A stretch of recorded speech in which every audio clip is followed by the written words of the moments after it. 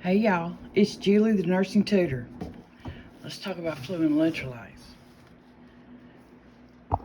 Now, I'm mainly going to talk about, I've got some slides and some questions, but there's things that I just have to know that you know. So I'm going to write them on this page. Okay, and kind of tilt your head if this makes you feel funny. You know that 1 kilogram is 2.2 pounds, and which is 1 liter. So I would be prepared that they tell you went to Fannie Mae's house and she is a renal patient and it's 4th of July and their family had a watermelon eating contest and now she's got weight on and you're going to have to figure out how many liters her weight is. Okay. Okay, I got notes over here. So look, the 2 people at risk for fluid and electrolyte imbalances are infants and the elderly. And look, infants, because their kidneys are immature. They have immature kidneys. I'm just doing this. Immature kidneys. I hope you're listening, because anyway, elderly, because they done shot their wad in their 20s. And all their organs are just like Father God. And so they have decreased function of a lot of stuff. And so they can't process it well. Or either their processor is, lagging, like their vessels don't kick back like they did in their 20s. And that's why when they sit up and then they stand up, their vessels are going, hold on a minute, because they can't constrict lickety split. Anyway, okay, this might be how I do this whole thing. And look, thirst is what God gave us to prevent dehydration. But the suck of it is when you get elderly, like Fannie Mae, welcome to my tutoring. This is it. When you get old, your thirst mechanism don't work. I'm 55 years old and that sucker don't work. It's just the craziest thing. I'm sitting here with a cotton mouth and my brain ain't told me you're thirsty. Not like when you're young where you're like in a desert or something. It's weird. Anyway, and do you know that water follows salt? Water follows salt. Wherever salt is, y'all ever ate a real salty meal and then you wake up the next day and you're like, feel like if you make a fist, your crap's gonna pop. That's sodium. That's what sodium does for you. So there's 2 things that tell the kidneys what to do. One is aldosterone, and the other is anti-diuretic hormone. It's ADH. ADH is made by the hypothalamus. It's just stored in the posterior pituitary. And the posterior pituitary has 2 P's in it. It starts with that. And it only has 2 hormones that it holds. And they both start with vowels. ADH and oxytocin. And so aldosterone has an S in it. Anti-diuretic hormone doesn't have a S anywhere. I should have wrote that out. Anyway, aldosterone tells the kidneys to save salt. And water follows that. Saves salt. Aldosterone does. Sodium is a mineral. And aldosterone is a mineral corticoid. I'm going to write it on here. It's a mineral corticoid. And it comes from the adrenal cortex. The corticoids come from the cortex of the adrenals. I know, I'm willing to look like an idiot as long as you get it. So aldosterone tells the kidney save salt and water's going to follow. Antidiuretic hormone, since it does not have an S, it tells the kidneys to save water. Okay? And then I'm just fixing to do this. They got this thing called the renin angiotensin aldosterone syndrome. Anyway. Okay, this is the glomerulus. Just hang with me. Hopefully this ain't gonna make it too long. Is it gonna make it too long? I'm gonna make a different video on that. I'll spell it out to you. Okay. So, let me tell you this other thing. So you got the ADH saying water. You got aldosterone. It has an S, save that salt. And then you have ANP, and that is the atrial natriuretic peptide, I hope. I don't know, but it's something. Where you reckon that is, atrial? It's in the atria.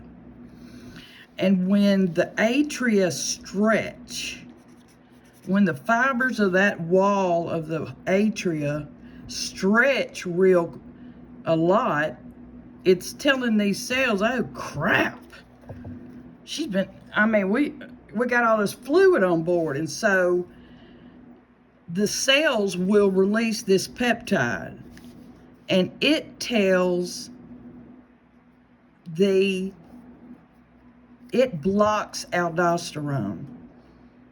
It tells the kidneys, let all that salt go, son. But it works in opposition to aldosterone. Okay.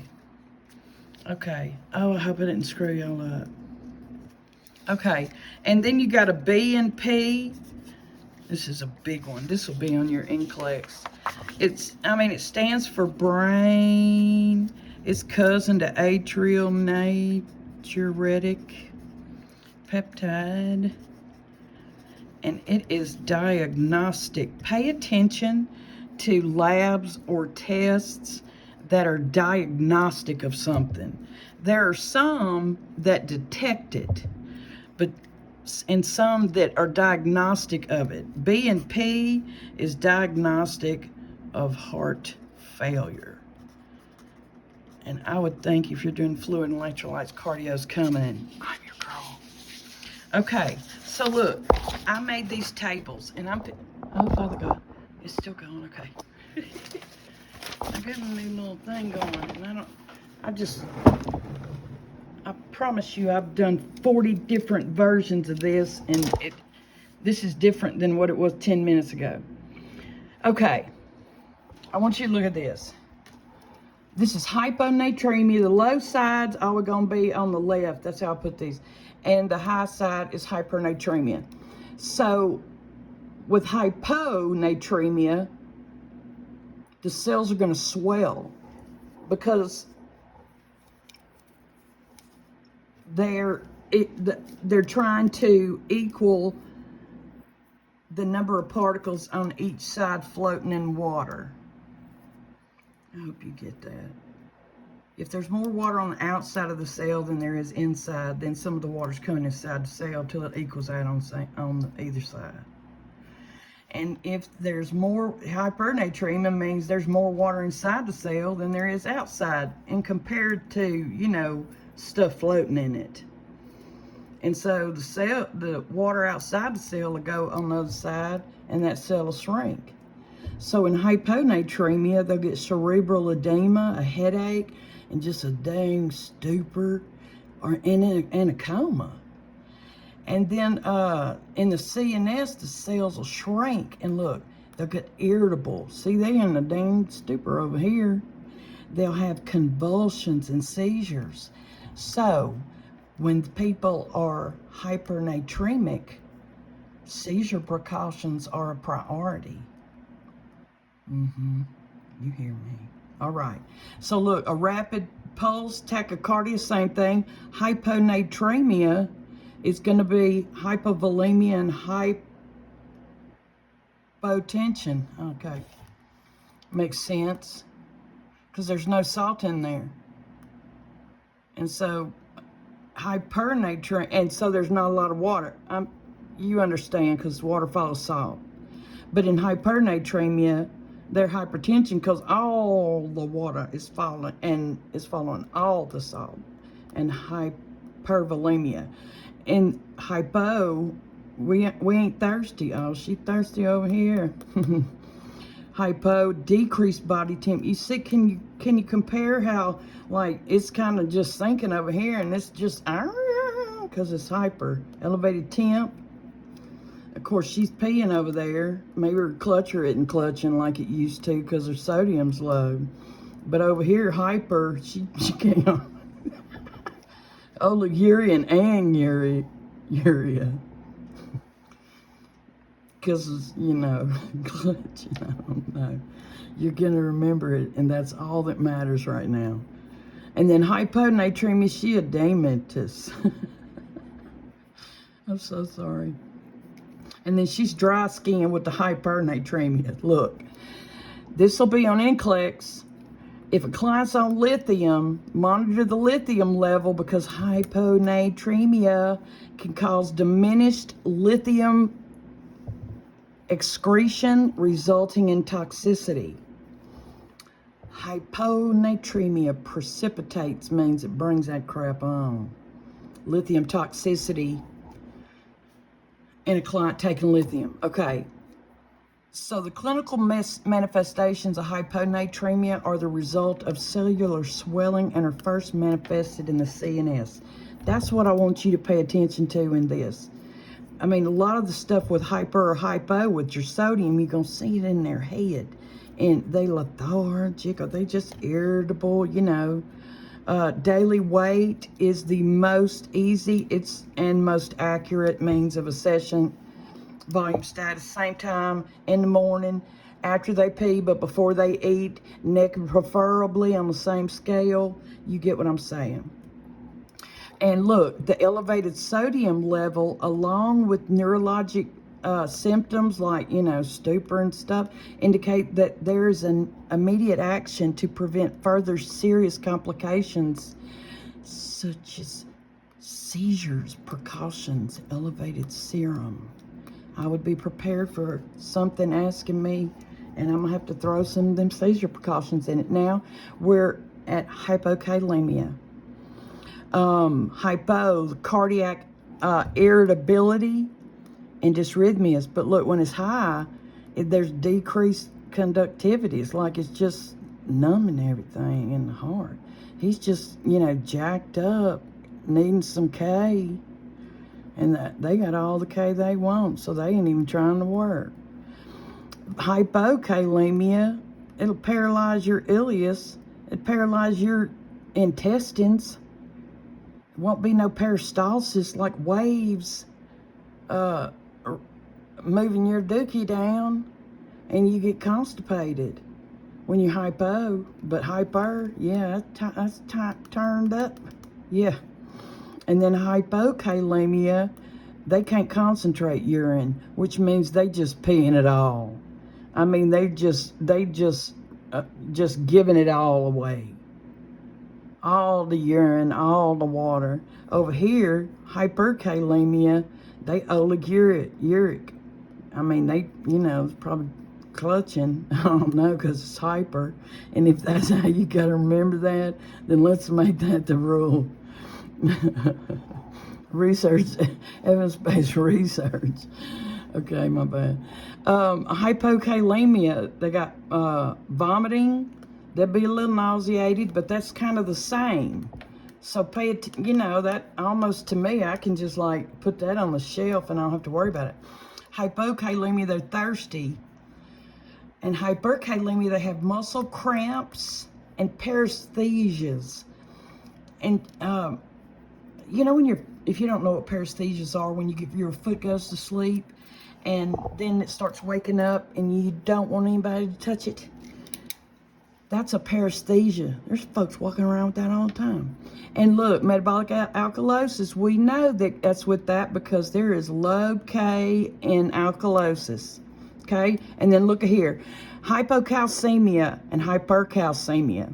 Calcium is required for muscles to contract. So when it's low, remember we talked about Shavstek and Trousseau? Shavstek starts with CH. We really didn't talk about it. So Shavstek starts with CH. It's my favorite thing. And so does your cheek. And so you may have a question. Let me just tell you like this. I'm going to chill out.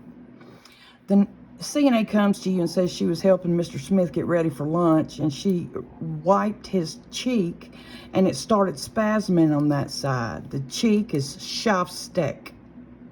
If you put the blood pressure, you see Trousseau starts with a T, so does your thumb. If you put a blood pressure cuff on somebody and it start pumping it up, and their hand starts to spasming, that's a positive Trousseau. And they both have an O in it. And so whatever it is, it has to be hypo. Can't be hyper, there's no Y, there's an O.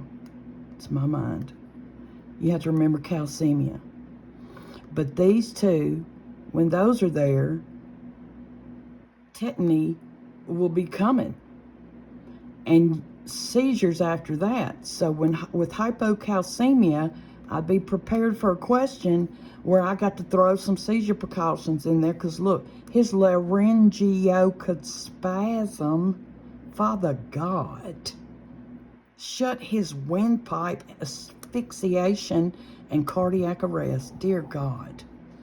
But now hypercalcemia, you see, now look, we know hypo is just like if you just touch it. Hyper, decreased neuromuscular excitability. I mean, you can't, over here, you just touch it, it spasms. Over here, you can just rub it and it's not going to do nothing. Muscle weakness, that makes sense. Central nervous system depression. They'll get in a stupor, have a coma. An increased risk of bone fractures. Why? Because the calcium's in the blood, and it shouldn't be in the blood. It should be in the bone. That's the suck of that. So people with hypercalcemia, which means there's elevated levels of calcium in the serum of the blood. Okay?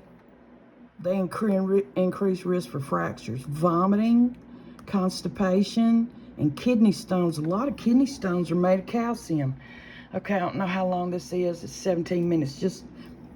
So look, with hypokalemia and hyperkalemia, I found this. It said hypokalemia creates, look over here at the picture while I read to you. Hypokalemia creates the illusion that the T wave is pushing down, resultant T wave flattening, inversion even, the ST depression, and a prominent U wave. So it's low, it's like it's pressing down on it. It's gonna, what's gonna suck is if you hadn't had cardio yet, but you just trust me, and if it's going down, you see? Okay, but look at hyperkalemia.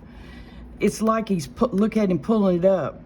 The T wave's being pulled upward by all that potassium and creating a tall, tinted T wave and stretching the remainder of the EKG so much, causing the P waves to flatten, which is going to prolong the PR interval and widen that QRS. Hypo is pressing it low. Hypo, they have flattened T waves and a U wave. Hyper, T wave. I would etch that on my frontal lobe in my favorite font. Okay. And so I want you to be able to recognize it if they give it to you in words or a picture. And so this is hypokalemia. This is a normal thing. I should do this on another thing. I should do this on another thing because I need, look at these and compare it. Here's a normal one. Look at that U wave. On hypokalemia, they have the U wave, and that sucker will get taller than the T wave, and the T wave is the ventricles, well, relaxing, but anyway. And my God, look at that. Peaked. They hyper, they're high, they way up there. They're just high, they're not low. Okay, look, older adults, because they have less total body water than younger adults because they lost their fat layer, are at a greater risk for developing dehydration. Them and infants. I mean, if you have 4 people, who you're going to see first, and you have an infant or an old person with diarrhea or vomiting, they are at risk for fluid and electrolyte imbalances. Decreased level of consciousness is associated with hyponatremia. That's in their head, remember? Dehydration most frequently leads to poor cerebral perfusion and cerebral hypoxia. Father God, that is no oxygen in the tissues, causing confusion, I imagine. Patients on restricted sodium diets generally should avoid processed, smoked, pickled foods, and those with sausage and condiments. Foods high in sodium include fish, poultry, and, low in sodium, my bad. Fish, poultry, fresh sodium. I'd be prepared to have to pick out which diet was right or which diet was wrong, you know, according to what they have. So I would burn these in my frontal lobe because this is good. This is low in sodium. But ham, tomato sauce, salami, crackers are high. And then here's some more. Packaged foods high in sodium. Teach the patient. Well, read the label, Hook, sweetie. I'm gonna shut up. You know how to say skin turgor? It's over the sternum, the abdomen, or the anterior of the forearm. Their usual sites. Decreased skin turgor is less predictive of fluid and deficit in older people because of the loss of their elasticity. So look, knowing that aldosterone tells the kidneys to save salt, can you see where hyperaldosteronism would cause hypernatremia? Because they not just telling them one time, they like won't shut up about it. It's so hyper. Okay. An older adult with moderate dehydration may experience orthostatic hypotension. Yeah. So we got to tell them, you know, dangle your feet, Ethel. Dehydration in an older person may cause confusion. A post-op patient is diagnosed with fluid volume overload. What should the nurse expect to assess in the patient? Distended neck veins. We all have, I mean, you know, a lot of people have distended neck veins when they're laying supine. But when you set them up at a 45-degree angle and their neck veins still just popped out nice and proper, yeah, that's a sign of that's a sign of right-sided heart failure.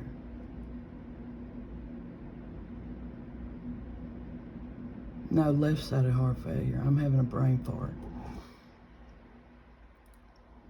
I should back that up. Yeah, it's left-sided heart failure because the things coming off the aorta feed the brain first. Well, the heart first, then the brain. Anyway, okay. And when you deal with humans, these things happen. But anyway, a diagnosis of severe hyponatremia, which type of precautions should she implement? The seizures. A patient's diagnosed with fluid retention related to kidney disease. Pay attention to all that kidney disease. What electrolyte imbalance is the patient most likely experiencing? Hyponatremia, because they're kidney disease and they have fluid retention.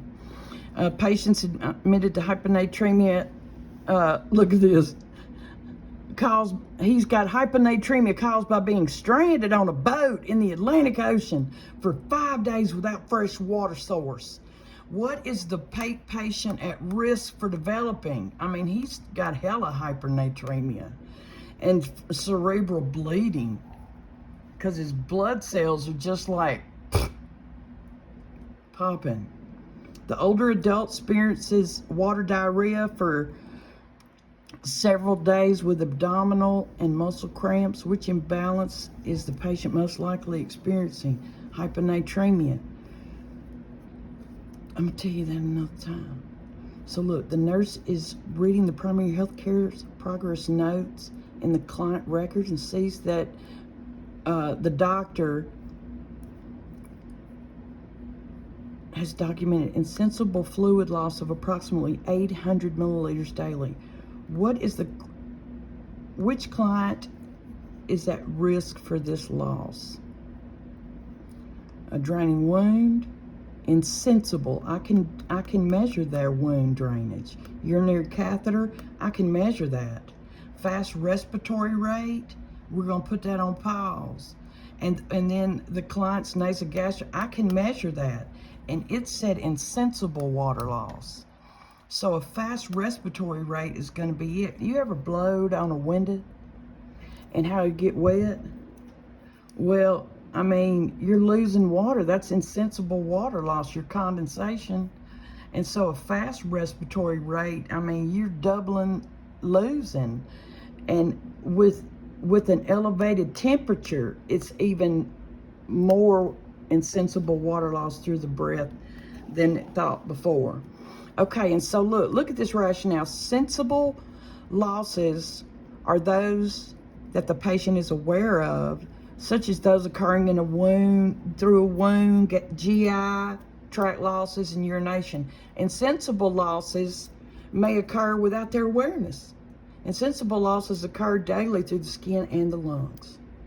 So the test-taking strategy, focus on the subject, insensible water losses, and note that wound drainage, urinary output, and gastric secretions are all comparable or alike in that they represent visible losses.